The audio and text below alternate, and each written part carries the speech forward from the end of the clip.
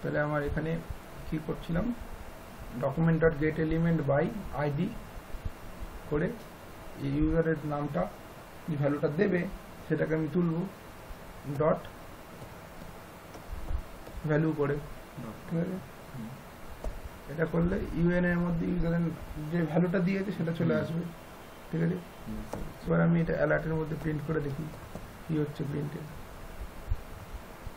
অ্যালার্টের মধ্যে আমি সিম্পল লিখলাম, কোনো যদি স্ট্রিং কনস্ট্যান্টকে প্রিন্ট করাতে অ্যালার্টের মধ্যে আগে, তাহলে এটা সিঙ্গেল করে দিলাম প্লাস, তারপরে যদি ভ্যারিয়েবলকে প্রিন্ট করাতে হয় তাহলে মানে আমি এই ভ্যালুটাকে প্রিন্ট করাবো। সঠিকটা কি সেটা আমি দেখার জন্য আমি তোমাকে বলছি, ধরো না তুমি এখানে লিখলে ইউজার নেম ইজ এতটা স্ট্রিং এর মধ্যে লিখলে, লিখে প্লাস দিয়ে ইউজার নেম ইউএন ভ্যারিয়েবলটাকে প্রিন্ট করাচ্ছে এখানে, এখানে ইউএন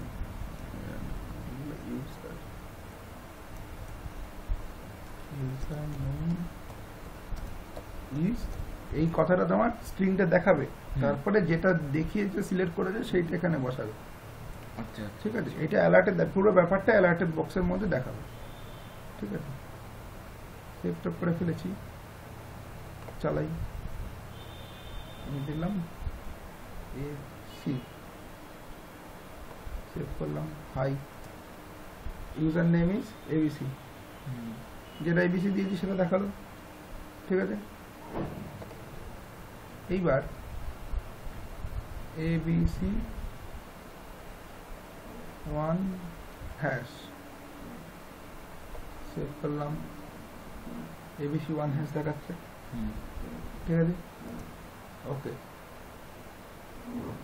তার মানে আমার এই ডেটাটা তুলছে, যা ডেটা দিচ্ছি কি মেথড দিয়ে, document dot get element by ID, এই যে আইডিটা আছে কন্ট্রোলের, সেই আইডি যে কন্ট্রোলের যে আইডি দেবো সেই আইডি করেসপন্ডিং ভ্যালুটাও তুলে নেবে, তুলে নেওয়ার পরে আমি এটাকে মুছে দিচ্ছি, এটা আমার দরকার নেই।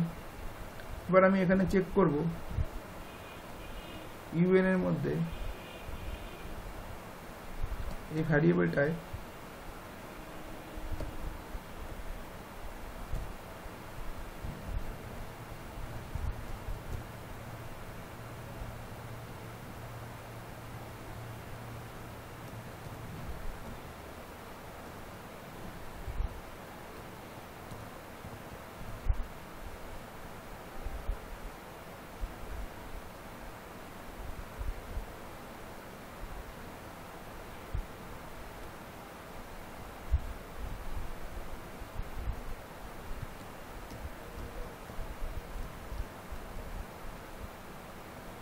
আমি প্রথম চেক করতে যাব কি এটা ব্ল্যাঙ্ক কিনা, ঠিক আছে।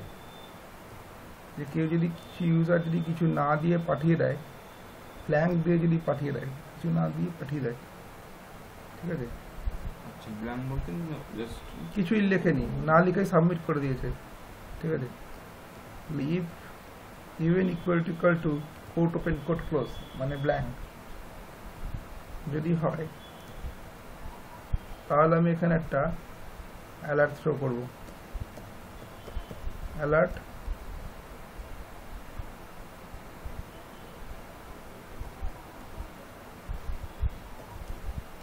Please enter user name, please enter user name, ঠিক আছে। যদি কেউ ব্ল্যাঙ্ক দিয়ে ছেড়ে দেয়, ঠিক আছে, চালিয়ে দেখি।